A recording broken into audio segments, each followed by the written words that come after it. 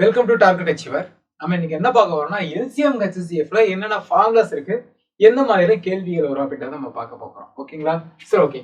First LCM என்ன, HCF என்ன நம்ம ஆல்ரெடி நம்மளுக்கு தெரியும். எல்சிஎம்ன்றது லீஸ்ட் காமன் மல்டிப்ளிகேஷன் அப்படின்னு சொல்லுவாங்க. தமிழ்ல மீச்சிறு பொது மடங்கு அப்படின்னு சொல்லுவாங்க. சரியா? Okay. HCF highest common factor. தமிழ்ல மீ போவா அப்படின்னு சொல்லுவாங்க. சரியா? ஓகே. ஹெச்சிஎஃப் காமனா இருக்கணும், இது காமனா இருக்க அதனுடைய மடங்கா இருக்கணும் அப்படின்னு சொல்றாங்க. சரியா? ஓகே. இப்ப பாருங்களேன், கேள்வி எப்படி பாருங்க. இரு எண்களின் பெருக்கல் பலன் என்பது அவற்றின் எல்சிஎம் அண்ட் ஹெச்சிஎஃப் பெருக்கல் பலனுக்கு சமம் அப்படின்றாங்க. இது சரியா? சரி. இப்ப பாருங்க, ரெண்டு நம்பர் எடுக்கிறேன். 4,8 ரெண்டு நம்பர் எடுக்கிறேன். இப்போ அதனுடைய ஹெச்சிஎஃப் பார்க்கலாமா?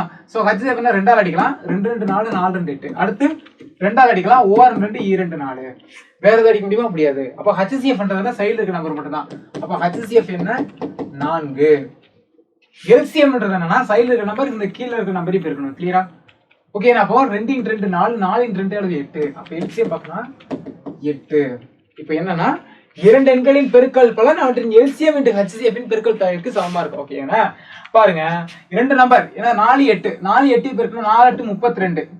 எல்சிஎம் ஹெச்சிஎஃப் பெருக்கி பாருங்க, 4 8 32. அப்போ ரெண்டு நம்பரை பெருக்குனா அந்த ரெண்டு நம்பரோட எல்சிஎம் ஹெச்சிஎஃப் பெருக்கி வர்றதுக்கு என்ன, அது ஈக்குவலா இருக்கு. அதான் சொல்றாங்க. அதாவது எக்ஸ்ன்ற ஒரு நம்பரையும் ஒய்ன்ற ஒரு நம்பரையும் பெருக்குனா இந்த இரண்டு எண்களின் எல்சிஎமையும் ஹெச்சிஎஃப்பையும் பெருக்கி வர்றதுக்கு ஈக்குவலா இருக்குன்னு சொல்றாங்க. அதை தான் இங்க மென்ஷன் பண்றாங்க. ஸோ அப்போ இது கண்டிப்பான ஃபார்முலா. இது ஞாபகம் வச்சுங்க. ஓகேங்களா? என்ன கேட்பாங்கன்னா, ஒரு நம்பரை கொடுத்து இன்னொரு எண் என்னன்னு கேட்பாங்க. அதாவது எல்சிஎம் கொடுத்துருவாங்க, ஹெச்சிஎஃப் என்னன்னு கொடுத்துருவாங்க, ஒரு நம்பர் என்னன்னு கொடுத்துருவாங்க, இன்னொரு நம்பர் என்னன்னு கண்டுபிடிக்கணும்.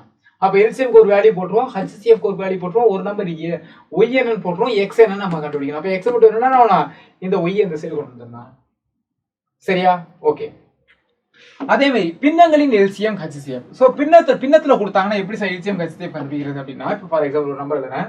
இப்போ பாருங்க, 1/2, 2/3, 4/5. இதன் எல்சிஎம் கண்டுபிடிங்க. எல்சிஎம் காண்க அப்படின்னா என்ன ஒண்ணா, எது கேட்கறாங்களோ அது மேல, அதுக்கு ஆப்போசிட் கீழே. எல்சிஎம் கேட்டாங்க, அப்ப எல்சிஎம் மேல ஹெச்சிஎஃப் கீழே. இதே ஹெச்சிஎஃப் கேட்டாங்கன்னா ஹெச்சிஎஃப் மேல, அதுக்கு ஆப்போசிட் எல்சிஎம் கீழே. என்ன சார் ஒண்ணு புரியல அப்படின்னு நினைக்கலாம். இப்போ எல்சிஎம் கேட்டாங்கன்னா மேல இருக்கிற நம்பருக்கு என்ன எல்சிஎம், அதாவது 1, 2, 4க்கு எல்சிஎம் கண்டுபிடிக்கலாம். ஹெச்சிஎஃப் கீழே இருக்கிற நம்பருக்கு ஹெச்சிஎஃப் கண்டுபிடிக்கணும். இது 2, 3, 5க்கு ஹெச்சிஎஃப் கண்டுபிடிக்கலாம். இதே ஹெச்சிஎஃப் கேட்டாங்கன்னா மேல இருக்கிற நம்பருக்கு என்ன ஹெச்சிஎஃப், 1, 2, 4க்கு ஹெச்சிஎஃப், 2, 3, 5க்கு எல்சிஎம். புரிஞ்சுதா ரெண்டுக்குள்ள வித்தியாசம்? ஓகேங்களா? எல்சிஎம் கேட்டா மேல இருக்க நம்பருக்கு எல்சிஎம், கீழ இருக்க நம்பருக்கு ஹெச்சிஎஃப். ஹெச்சிஎஃப் கேட்டா மேல இருக்க நம்பருக்கு ஹெச்சிஎஃப், கீழ இருக்க நம்பருக்கு எல்சிஎம். சரியா? ஓகே. அதான் இங்க கொடுத்துறாங்க பாருங்களேன். எல்சிஎம் தொகுதிகளின் எல்சிஎம் டிவைடட் பை பகுதிகளின் ஹெச்சிஎஃப்.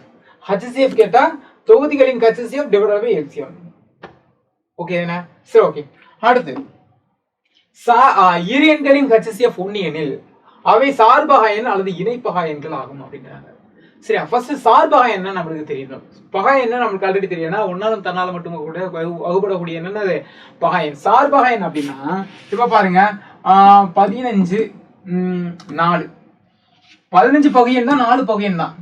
ஓகே, ரெண்டு எண்ணாலும் பகையன் தான். ஆனா இது இரண்டு எண்களையும் நம்ம சேர்த்து பார்க்கும் பொழுது இது சார்பக பண்றோம். பாருங்க, இரண்டு எண்ணும் ஒரே நாள் வகுப்படுமா? வகுப்படாது. எந்த எண்ணால் மட்டும் வகுப்படும்? ஒன்னால் மட்டும்தான் வகுப்படும். வேற எந்த நம்பராலும் வகுப்படாது. ஓகே, இதே 3 9 இந்த ரெண்டு பார்த்தா இது பகையன், இது பகையன். சோ பகையன்லாம் அதை பார்க்காதீங்க. இரண்டு எண்ணும் ஒரே நாள் வகுப்படுமா? வகுப்படும். எதால வகுப்படும்? 3 நாள் வகுப்படும், 1 நாள் வகுப்படும். புரியுது ரெண்டுக்குள்ள வித்தியாசம்? அப்படின்னா இரண்டு எண்கள் ஒரே நாள் வகுப்படுச்சுன்னா என்ன, அது சார்பக எண். இரண்டு எண்கள் ஒரே நாள் வகுப்படலைன்னா சார்பக எண். ஹெச்சிஎஃப்னா என்ன, ஹையஸ்ட் காமன் ஃபேக்டர், அதாவது பொதுவா இருக்கக்கூடிய நம்பர். ஓகே, அப்ப பாருங்க 15 4 பொதுவா இருக்கக்கூடிய நம்பர் என்ன, 1 மட்டும்தான். அப்ப இதுதான் அது ஹெச்சிஎஃப். இதுல ஹெச்சிஎஃப் பாருங்க 3 9, இது ரெண்டுலயும் பொதுவா இருக்கக்கூடிய என்ன 3. அப்ப இதோட ஹெச்சிஎஃப் என்ன 3.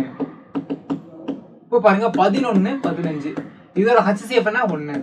சரிதானே? எந்த எண்ணாலும் வகுப்படாது. அப்ப இது என்ன சார்பக எண். அப்ப இதுல இருந்து என்ன தெரியுதுன்னா, சார்பக எண்ணோட ஹெச்சிஎஃப் எப்பொழுது என்னது 1 தான்.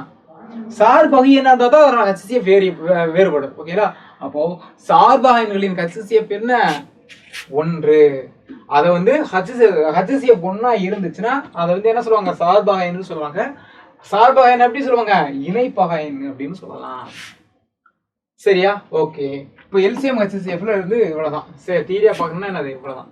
ஸோ ஃபார்முலாஸ் என்னது, first LCM into HCF equal to X into Y. X ரெண்டு ரப்பர் பெருக்குத்தொகை, அவற்றின் எல்சிஎம் ஹெச்சிஎஃப் பெருக்குத்தொகை சமமா இருக்கும். எல்சிஎம் பின்னத்துல கேட்டாங்கன்னா அது மேல எல்சிஎம் கீழே ஹெச்சிஎஃப், ஹெச்சிஎஃப் கேட்டாங்கன்னா மேல ஹெச்சிஎஃப் கீழே எல்சிஎம். இன்னொன்று என்ன, சார்பகாயனோட ஹெச்சிஎஃப் என்ன 1. இதை மட்டும் ஞாபகம் வச்சுக்கணும். ஓகேங்களா? ஓகே, நாளைக்கு இன்னொரு டாபிக் இருந்து நான் உங்களை சந்திக்கிறேன்.